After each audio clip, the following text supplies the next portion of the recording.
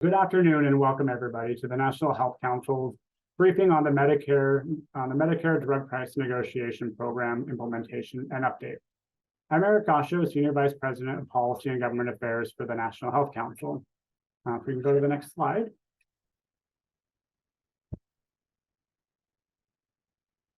For those of you who are not familiar with the National Health Council, we are a membership organization founded in 1920.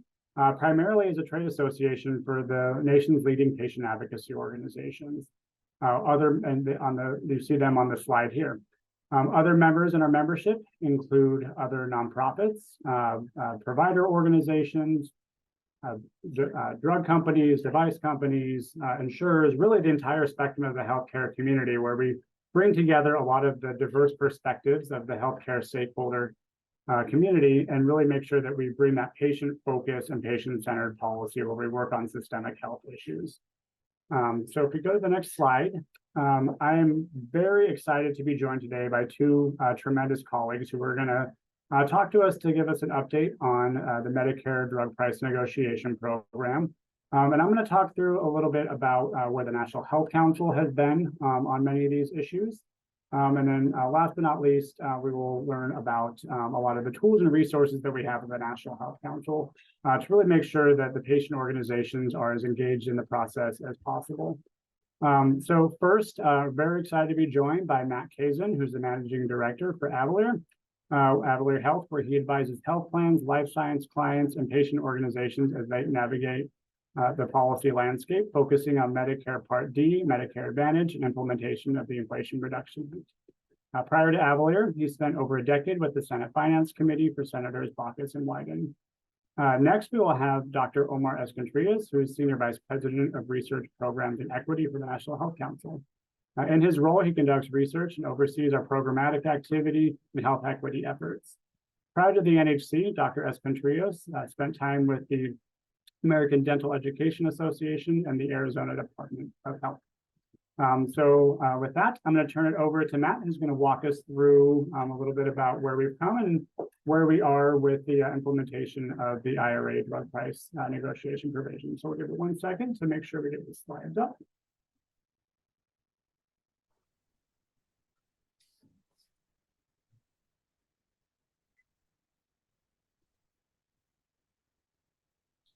Perfect. Thank you, Eric. While we get those slides ready, Eric, thanks for the introduction, and thank you for the NHC for the invitation to speak to you all today about the IRA and specifically kind of ongoing implementation of the negotiation provision of the IRA, as well as where we go from here in terms of implementation and patient engagement for that implementation.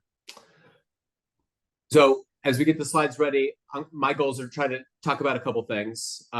Level set in terms of what the law and the CMS guidance says about the negotiation provision, in particular, how the drugs will be or have been selected. What are the rules of the road there?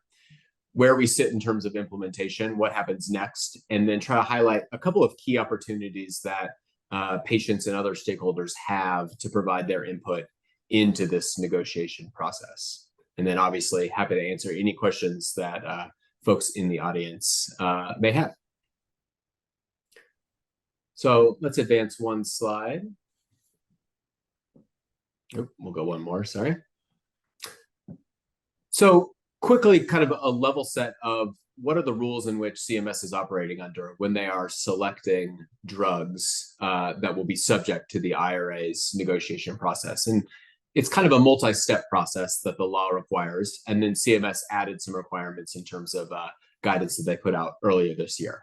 But it all starts with what drugs are considered qualifying single source drugs.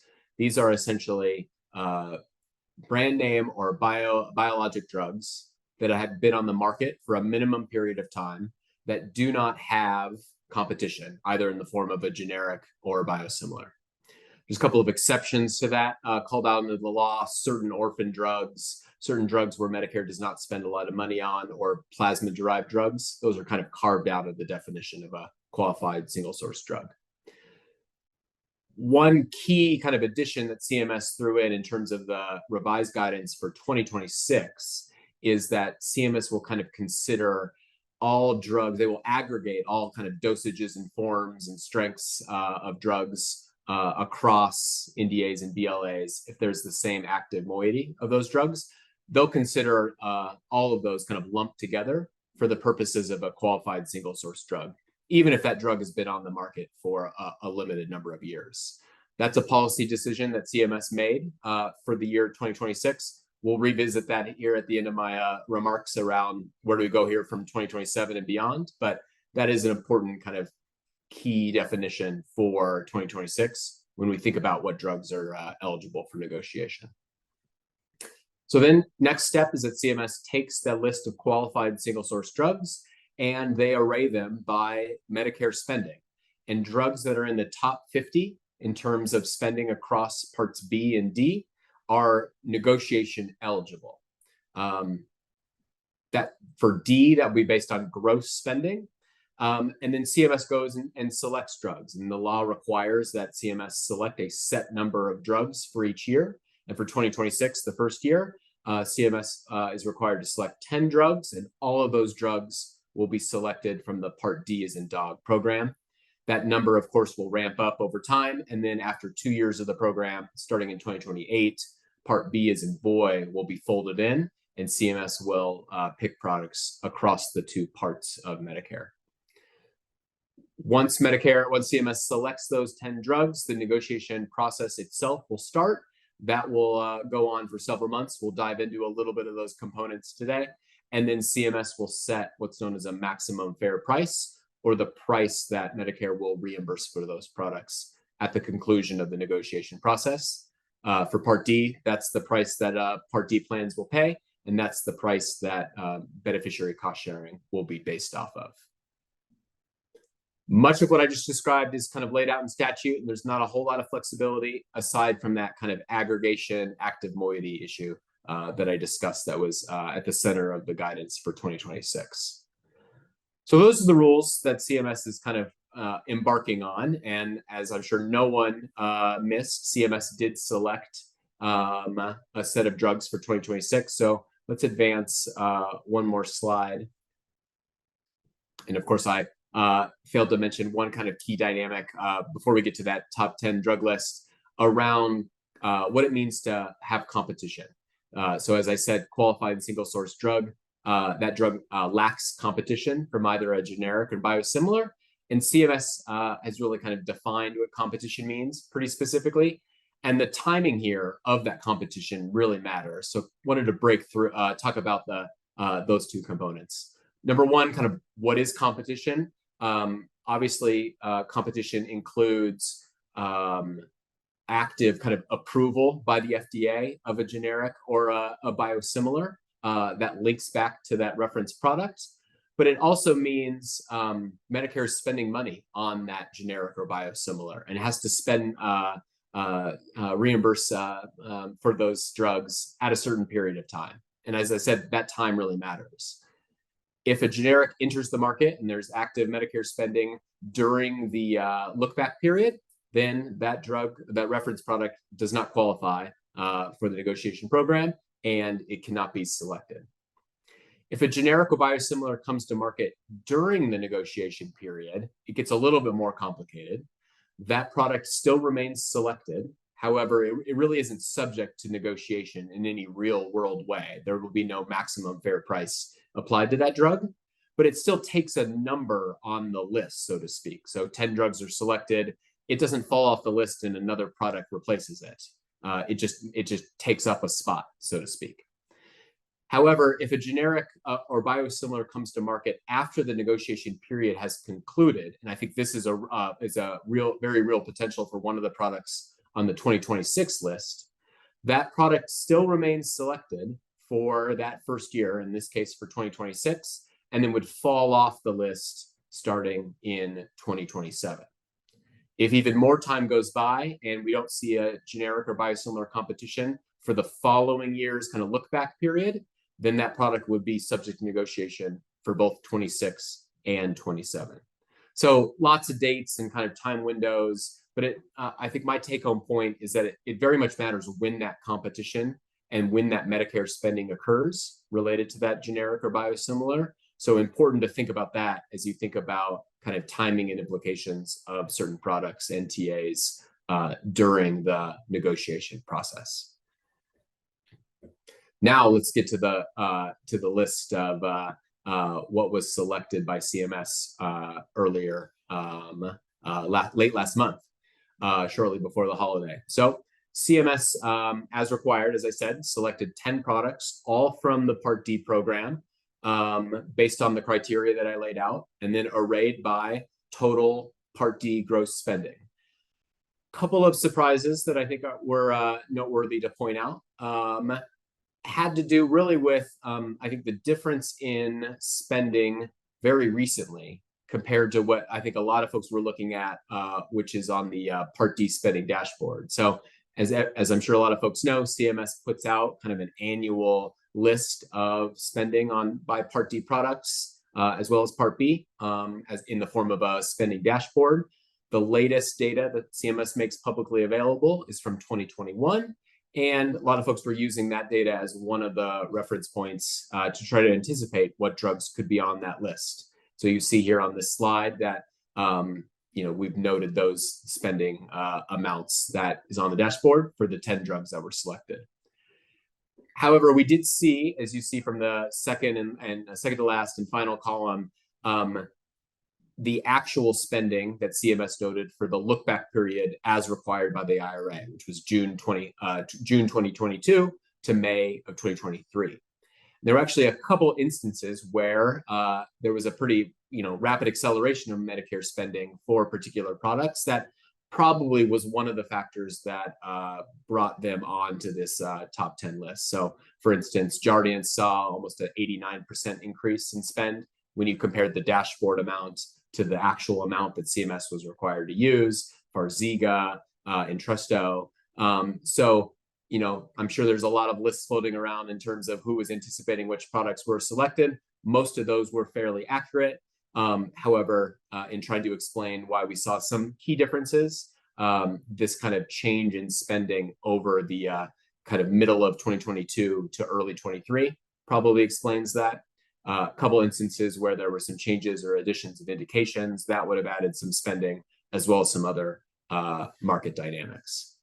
So this is the list of 10 drugs that will be subject for negotiation for 2026. When we go to the next slide, you can see that there's some pretty common therapeutic areas that are represented across autoimmune, cardiovascular, kidney, diabetes, heart failure. And obviously you see some overlap where products are represented in more than one TA. So in thinking about kind of stakeholder and patient response, CMS is going to want to know quite a bit about how negotiation will impact patient types and very disease-specific implications. So let's dive into a little bit of more tactical kind of how is CMS gathering information that will inform their negotiation process. Maybe three main ways in which patients and other stakeholders can engage with CMS as part of the 2026 negotiation period, which will kick off officially on October 1st for those 10 selected products. Obviously, stakeholders can attempt to gain kind of one-on-one or group meetings with CMS officials. I know a fair amount of stakeholders are doing that on an ongoing basis, and there's nothing that prohibits folks from requesting those meetings going forward during the negotiation process. But CMS has also established two other kind of venues to provide feedback.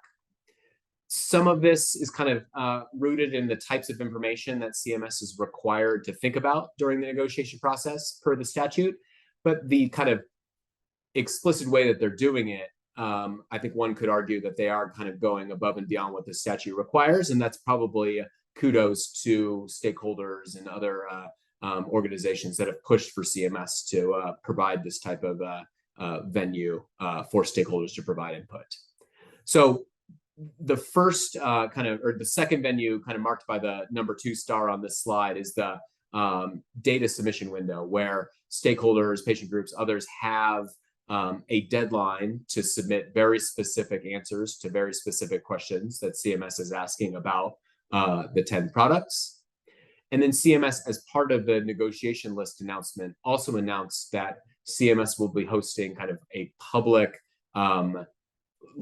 listening sessions that will be available to a limited number of organizations, but also provides a venue, and I think Eric will talk about this in a little bit more detail, a venue for any and all stakeholders to provide specific feedback that would inform those listening sessions.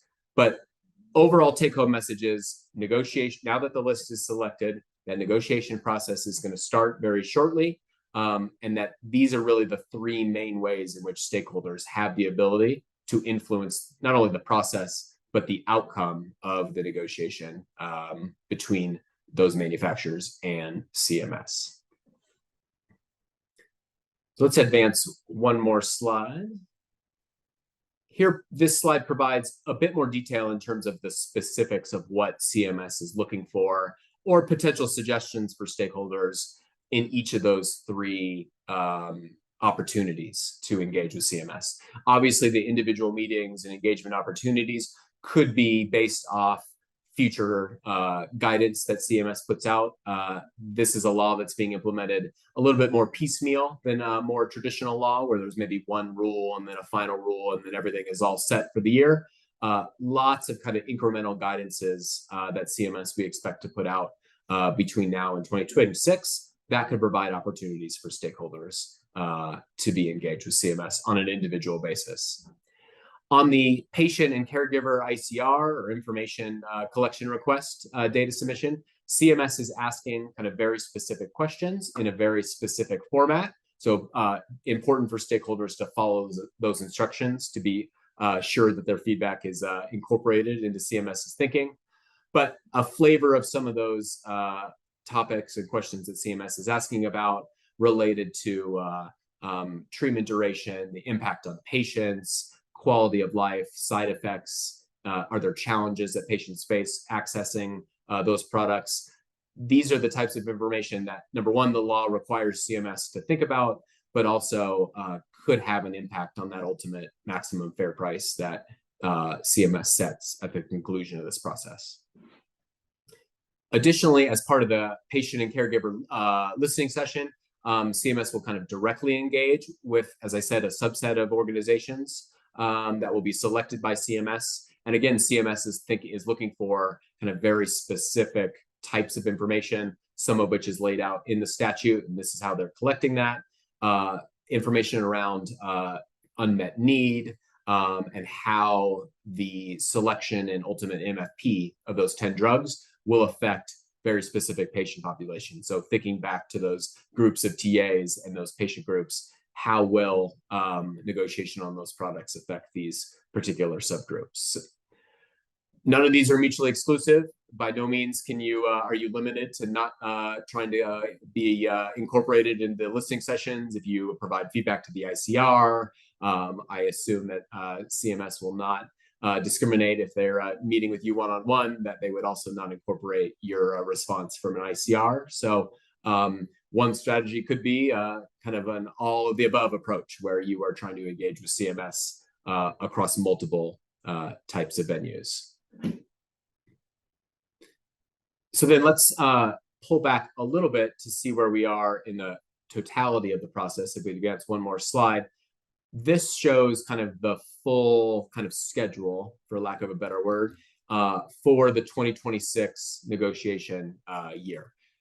We obviously sit kind of at the beginning of this slide where the negotiation process is about to start, touched on the kind of 3 areas in which stakeholders can engage throughout that negotiation period, which will really wrap up at the beginning of August of next year, with then CMS publishing that maximum fair price at the beginning of September, a little less than a year from now. CMS will then, of course, have to publish its justification for why it landed on a specific maximum fair price.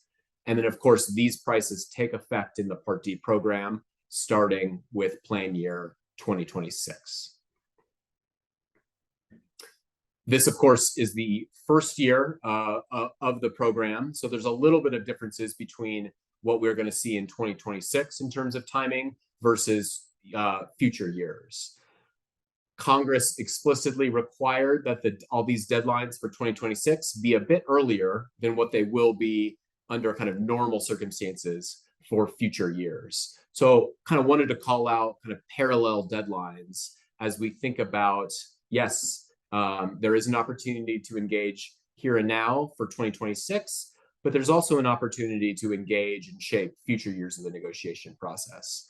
And so the rules of the road around the 2027 negotiation process likely need to be finalized at the end of 2024, beginning of 2025, before that negotiation period starts, which for 27 will be the end of February of 2025.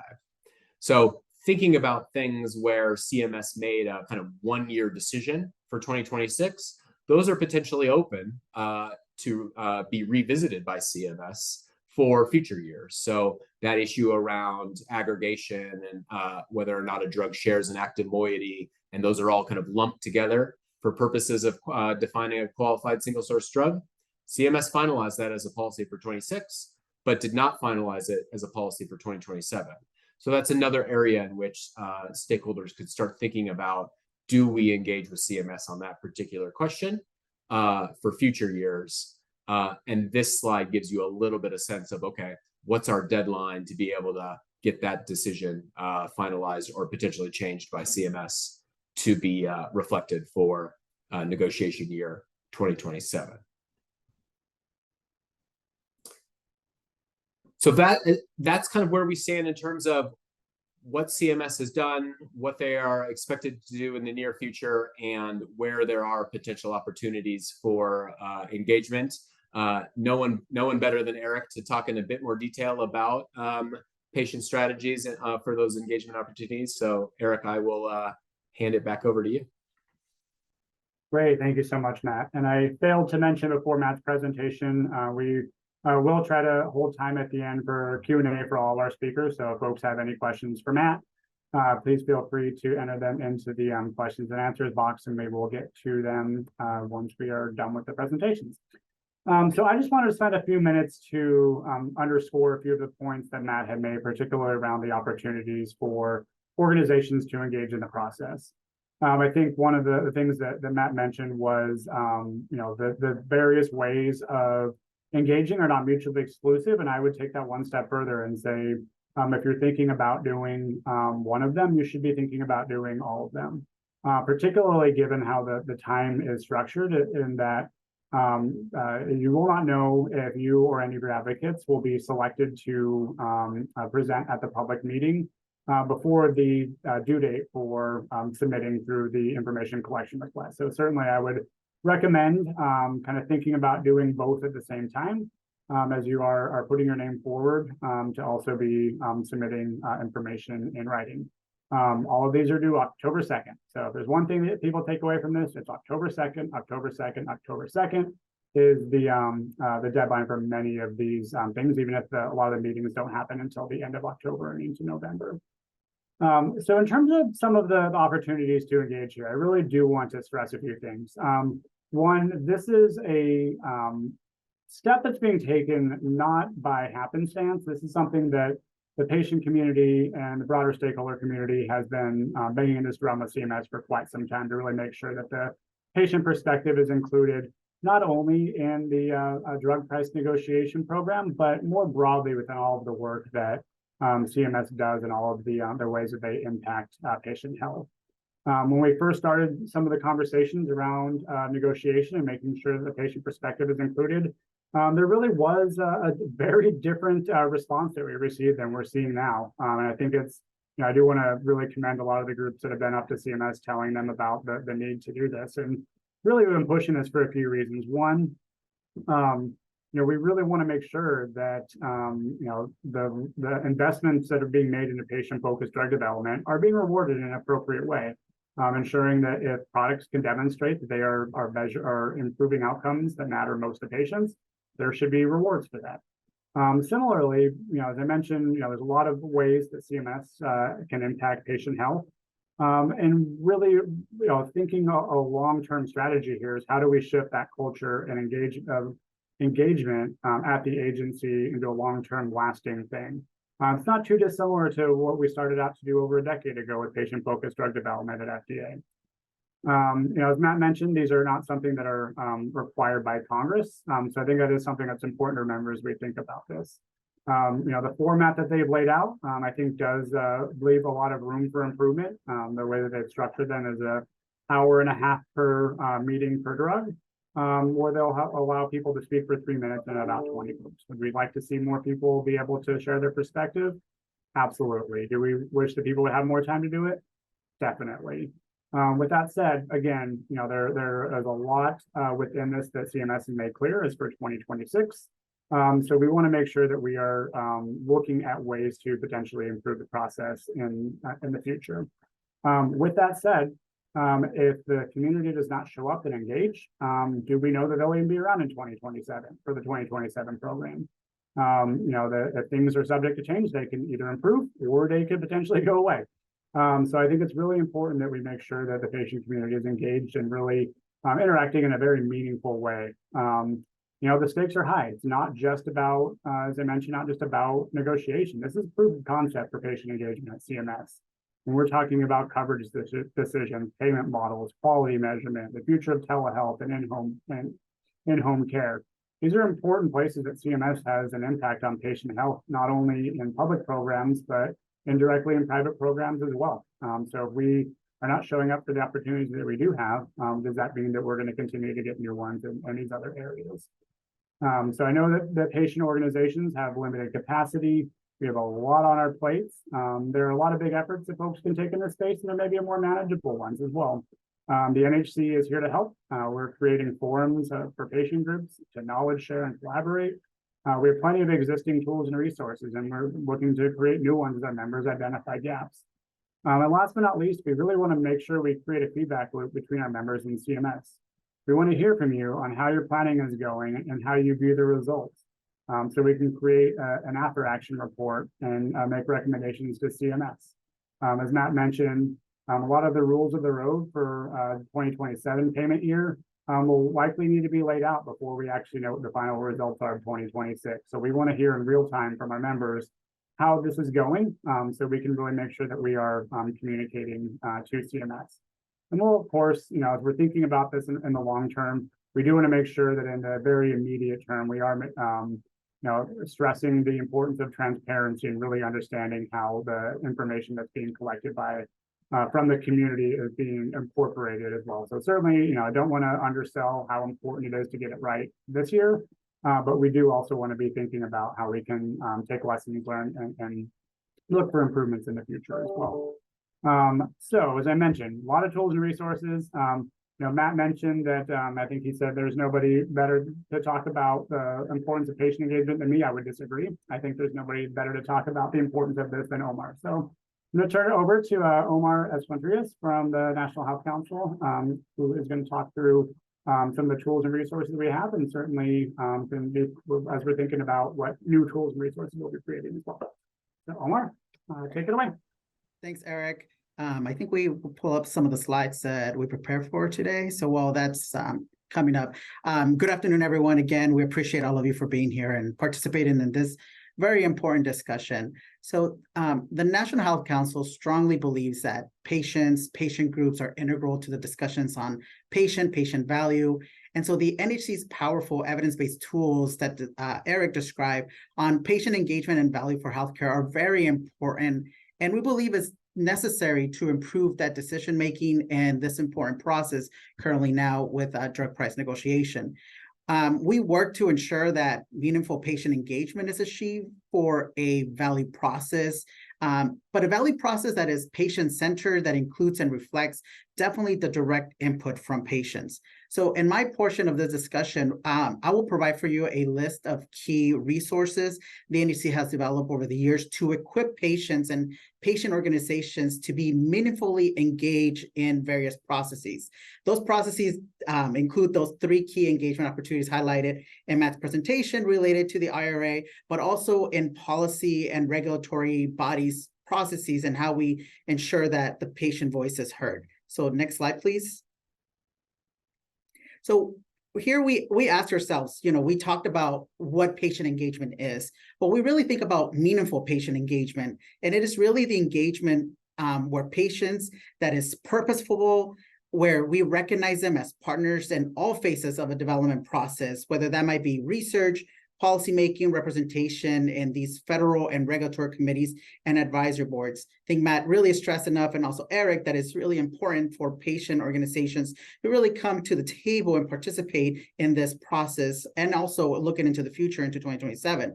The National Health Council's rubric to capture the patient voice, which is highlighted in this slide, is definitely a tool that provides the patient community and other stakeholders across the healthcare ecosystem the guidance to ultimately evaluate attributes that are patient-centeredness and what is meaningful patient engagement throughout an array of activities. So here are just a couple examples of illustrating the contents of this rubric, where we highlight 2 of the 6 domains of patient-centeredness. I'll go a little bit in the next couple of slides on those various 6 domains that were developed through patient input on patient-centeredness. Again, this rubric is useful across a range of activities and disciplines. That includes the research, medical product development, healthcare delivery, and much more. So this rubric, again, can serve as a general blueprint, in a wide range of circumstances where patient centricity is ultimately desired, and the end goal, of course. Next slide, please. So to further a little bit more on the conversation and to increase and improve patient engagement, the National Health Council launched a value initiative dating to 2016, what we now know as our Value Classroom, to define and share definitely a vision for patient-centric value assessment, to develop great practices for engaging patients in that value assessment, to provide tools and educate patients on how to effectively offer their input on value, and really to develop those tangible and feasible actions that both patient groups and also value assessment bodies can take to the voice of the patient are integral in every part of the value discussion. Next slide, please. So the purpose of this value model rubric that we developed was also to provide the patient community, physicians, health systems, and other stakeholders a way to evaluate patient-centeredness of value models and to guide that value model developers on a meaningful incorporation of what is patient engagement throughout their process. So this rubric, this value model rubric, is split into 2 different types of sections. So the first section that it outlines is on meaningful patient engagement in that development process, which really defines and outlines those characteristics on meaningful engagement in the value model process. And what we mean by meaningful engagement, again, it refers to definitely the direct relationship and partnership to the extent that is bidirectional, reciprocal, and also continuous. The second section of this is on patient-centeredness considerations. And that second section really focuses on activities that allow us to enhance the patient-centeredness as a model is being developed throughout those various phases. So we know that patients, providers, and other stakeholders can definitely apply this section to evaluate the extent to which additional steps beyond those engagement efforts have been taken throughout the development of the value model to involve patients. So again, if we really think about how patient and patient community is involved in this IRA process and those 3 key engagement activities, I really welcome you to take a look at some of these tools that allow us to think more from a wider context of how we really do provide that essence of true meaningful patient engagement through our tools and resources. Next slide, please. So because the perceptions of value to patients are definitely likely to differ between multiple stakeholders. We want to make sure that the patient voice has a utility. So we highlighted and we developed through patient input these 6 domains that allows us to also identify that patient-centered value. I would like to point out that these domains really allow us to define those key characteristics that should be considered on all aspects of patient engagement, which we ensure that also regulatory bodies or other policy bodies really understand that these domains should be taken into consideration as we move forward on patient engagement. Next slide, please. So this value framework get ready checklist that is part of this value classroom.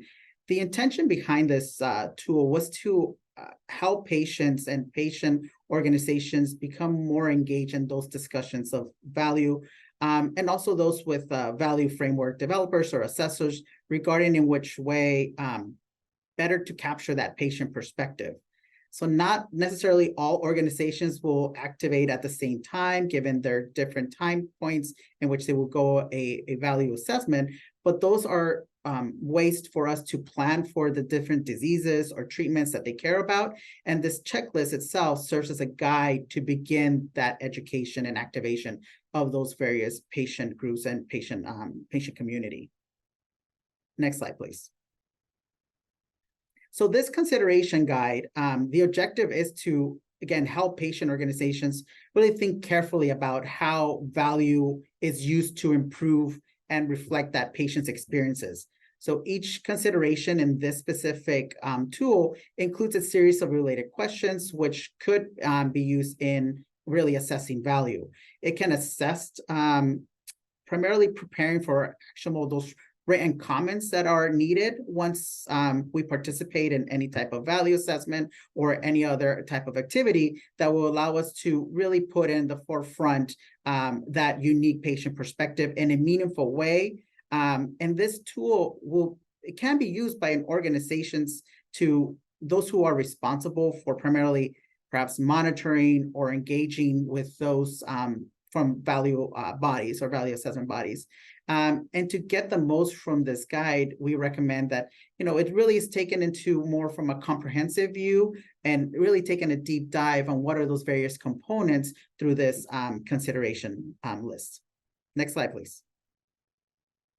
So other tools and infographics that are located in the value classroom, which I really welcome all of you to take a look through our website. It should be located under the education tab, value classroom. And these are important, again, for patient centeredness and value. So for example, one of the infographics that I would like to highlight here is that pearls of wisdom, meaning how were patient groups who have already gone through some sort of value assessment really provide that feedback and knowledge from patient organizations who have undergone and provide the list of recommendations. So I think as we look into the future as well, into 2027 or even now, what is that opportunity and how best we could learn from patient organizations who are in this current process submitting type of data or other input that can be provided. So definitely would be another asset that could be added to a robust toolbox that we have of resources available. Next slide, please. So through this process, as Matt defined a bit ago, it is really essential that patients and patient organizations share their expertise on those selected drugs to help CMS fully understand the patient perspective on these key considerations. Really just also the patient's view on value, unmet needs, and what are those benefits and risks. So Matt did really incredible job of defining the ICI process on that for the negotiating data elements. But the National Health Council also has developed a document to help navigate that information collection request, or the ICR, to specifically what is recommended for patient organizations with a listed negotiated drug and how it can be applied for future negotiations.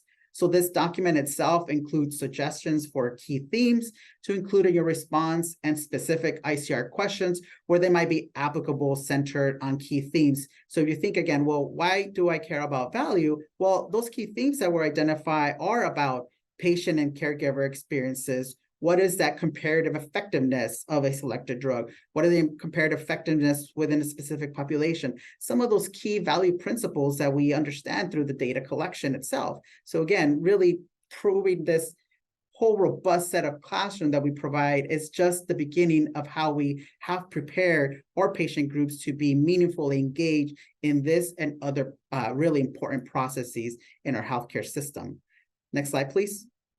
So lastly, before I do hand it on to Eric, I want to reiterate that meaningful patient engagement, of course, to all of us in this call, improves policy decision-making and end results. We can't argue on that. We know that though the NHC encourages and advises CMS to engage with patients in this negotiation process and also throughout the approaches of the drug pricing negotiation program, and the NHC's numerous patient-centered educational tools and resources are a very important opportunity that aid patient organizations, and not just now, but as I mentioned, in a multi-year process.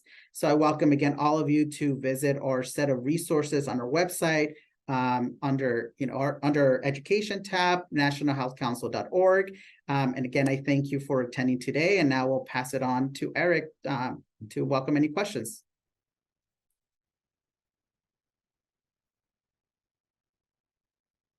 Great, thank you so much. I'll have Matt come on to screen as well.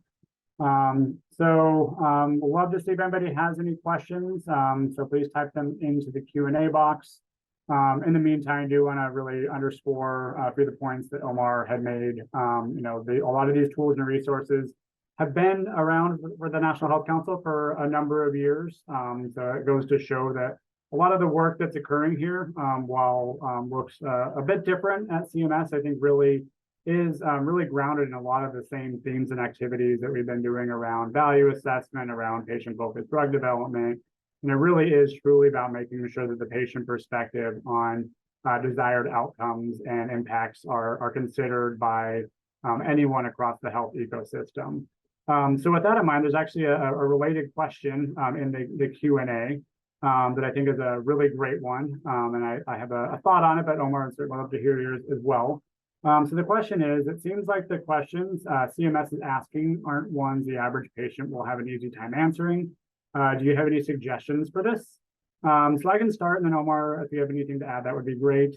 One thing that we have failed to mention on the ICR is it is by no means at all required that anybody answer every question that's included in it.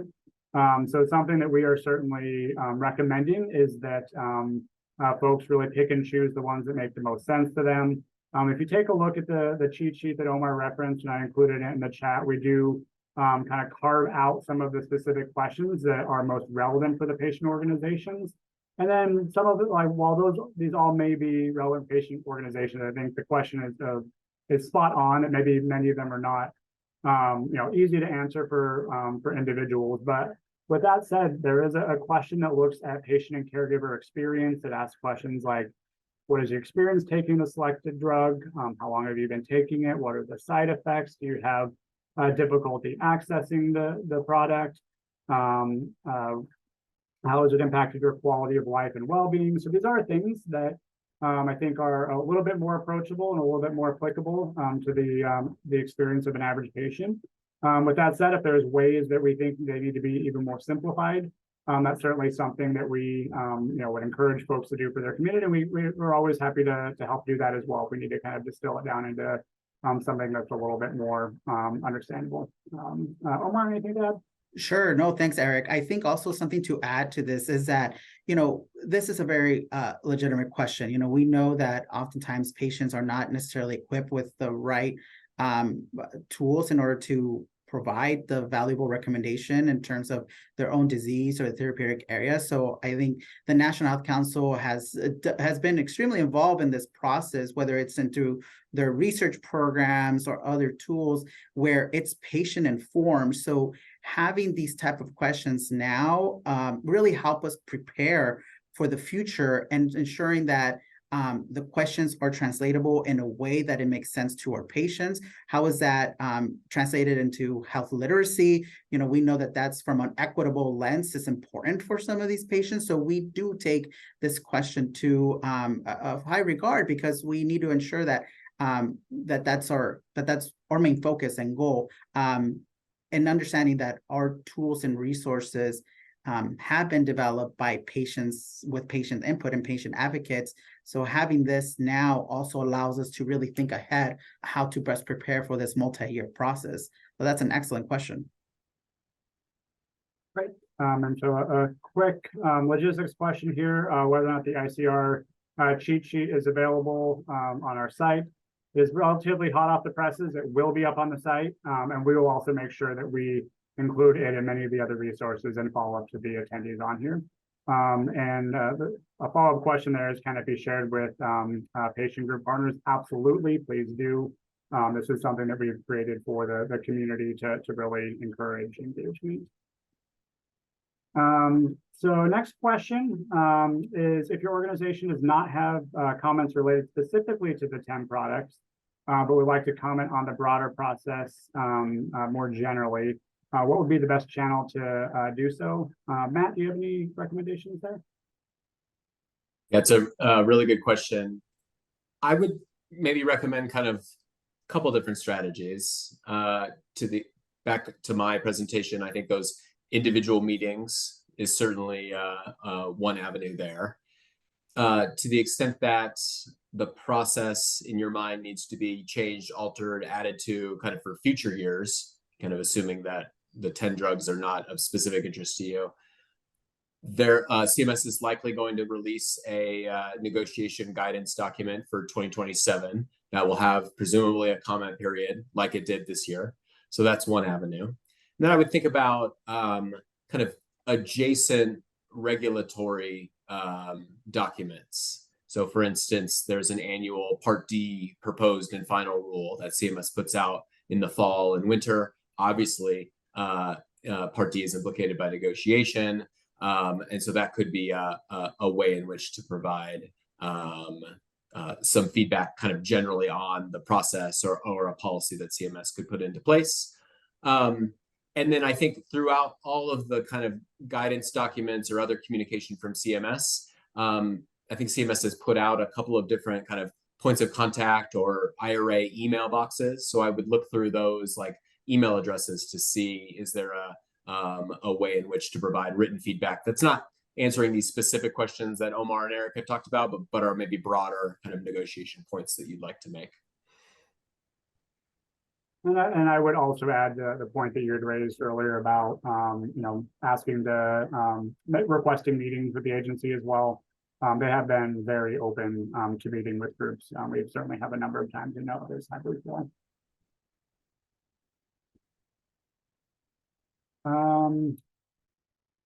Matt, can you help sort of re-explain? There's the definition of single source drugs and some issues related to that. You can kind of reiterate the points you raised earlier. Yeah, absolutely. Right. So to be selected for negotiation, a drug needs to be eligible for negotiation, and that has kind of multi-tests. Not every drug covered by Medicare is eligible to be selected for negotiation. So the first step that the statute lays out is that only what's known as qualifying single source drugs can be eligible for negotiation. And to be a qualifying single source drug, you have to be a kind of brand name or biologic product that has been on the market for a minimum period of time, 7 years for a small molecule, 9 years for a biologic. And you also cannot have generic or biosimilar competition. That there's a couple of exceptions and carve-outs. For instance, some certain orphan drugs are excluded, drugs where Medicare does not spend a whole lot of money on that product, or plasma-derived products are excluded. If you meet that test, you're defined as a qualified single-source drug. The second step is that CMS then looks at how much does Medicare spend on each of those individual drugs, as well as kind of related drugs that are kind of aggregated together. So drugs that of different dosages and strengths, as well as products that share the same active moiety. CMS adds up the spending on those products, and the top 50 across both Part B and D are eligible to be selected for negotiation. And then each year of the program, CMS selects a specific number of drugs that are eligible for negotiation. And for 26, those were 10 drugs, all of which have to be in the Part D as in dog program. Great, thank you.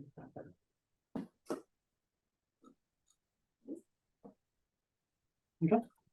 So another question, what transparency, if any, has CMS committed to as far as sharing the information they receive from patients and how it was considered into the final negotiated price? So a couple reactions that I have, and certainly would love if either of you do as well. So I know, the one thing that they have mainly referred back to is the required justification document that's put out at the end of the negotiation process. Will explain how they used any of the data submitted on therapeutic alternatives, both including from manufacturers and the public. With that said, something that we have really been stressing is to kind of do that sooner if possible. But for no other reason, I think it really helps create that feedback loop as we think about the listening sessions for payment year 2027, since the justification document will not likely come out until we're already into that next year's process. I do also know that they have mentioned that they would include this or share the information they receive with the manufacturer as part of the negotiation as well. Almost kind of, I view that almost like discovery in a court case, but something they have said that they would commit to doing as well. Matt, anything else to add? I know, there's one other thing I know they have said that they will also publicly post the information that they receive as well. But Matt, anything that I missed there that you can think of? You stole mine on the public posting of information. Okay. Another question, is there a role for patient groups to help in providing input from healthcare provider partners? Do you know the agency is engaging healthcare providers as part of this process? As Matt mentioned earlier, the public listening sessions are not only limited to patient organizations and to patients. So I would suspect that there's a role for providers to play there as well. Also, the ICR is not only limited to people who are directly impacted as patients. I think that's something that would be appropriate for them to think about submitting their information there as well.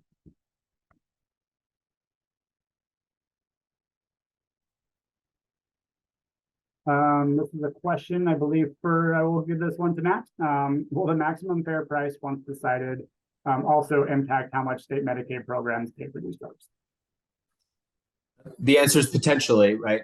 The maximum fair price will feed into Medicaid best price and has the potential of kind of lowering best price. And to the extent that that is used to calculate a drug's Medicaid rebate liability, then yes, the maximum fair price could affect how much that state Medicaid program is paying for the drug.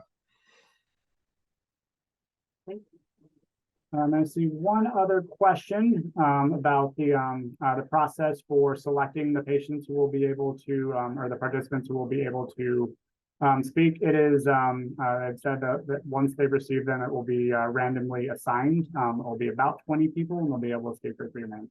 That's about as much information as we have about how they'll do it. I think that's certainly something that we want to stress. While we don't know if we can make any changes for this year in the future, is to think maybe a little bit more deliberately about kind of making sure that they have a representative population of folks who are doing it. And I don't know that that's going to be as doable through a random selection. So I think that is certainly one area I think we have certainly see some room for improvement on that as well.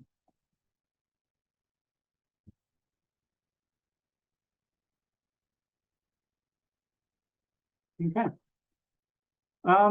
With that, I guess I do see one other question. I don't know if you want to read through this one. It's a little bit long.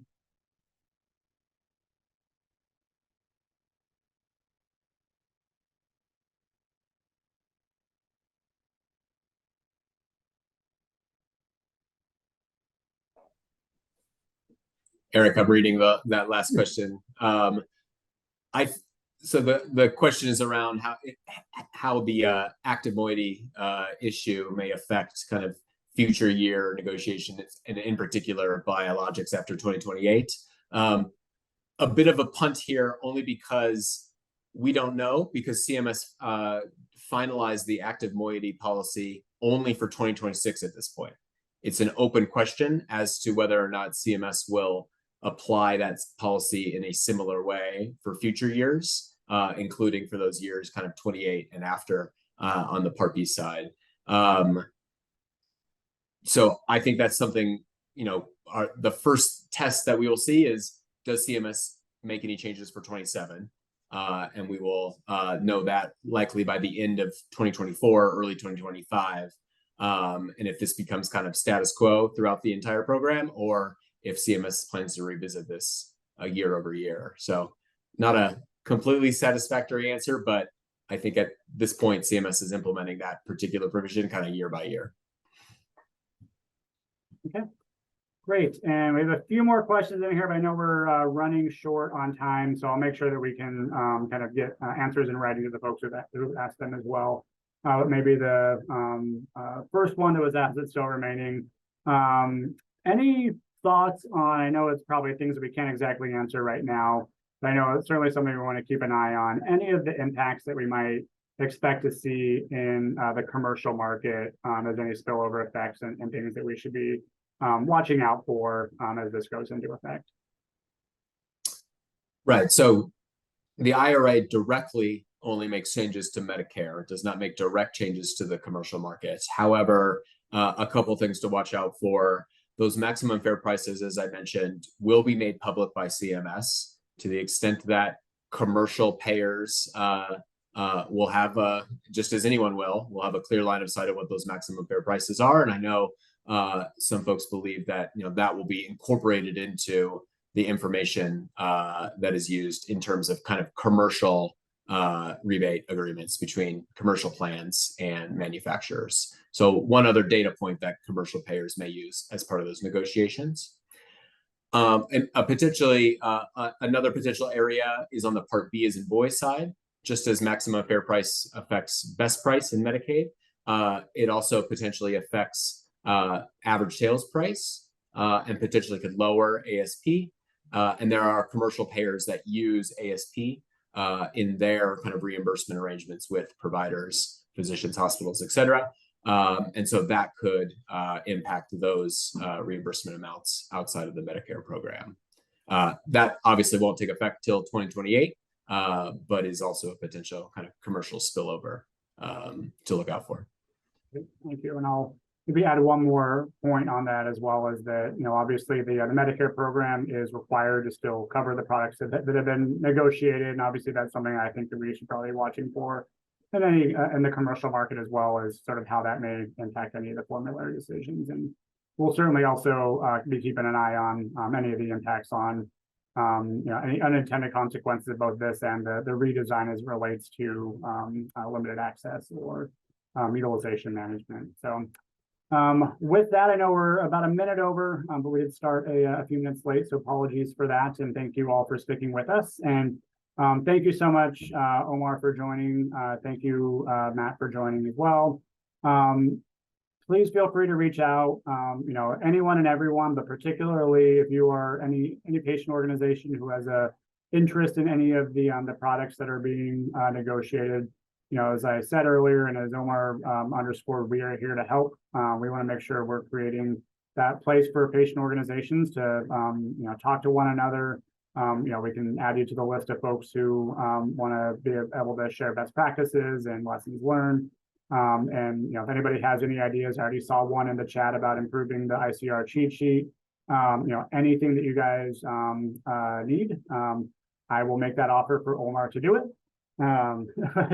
But yeah, certainly we will appreciate any ideas that folks have, to really want to make sure that this is as easy of a lift for patient organizations as possible. So we do think that there can be some really real, meaningful chance for impact for change at CMS, both within this program, but others that CMS implements as well. So Thank you all for joining, and I know we will be in touch, and take care.